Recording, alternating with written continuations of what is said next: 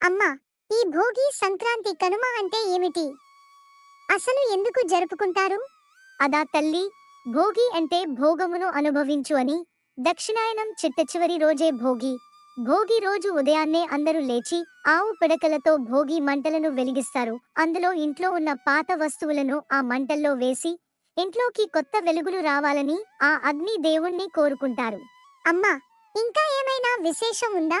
ఆ శ్రీ మహావిష్ణువు తన 5వ అవతారమైన వామనావతారంలో అహంతో ఉన్న ఆ బలిచక్రవర్తిని భూమిలోకి అణిచివేసింది భోగి రోజే.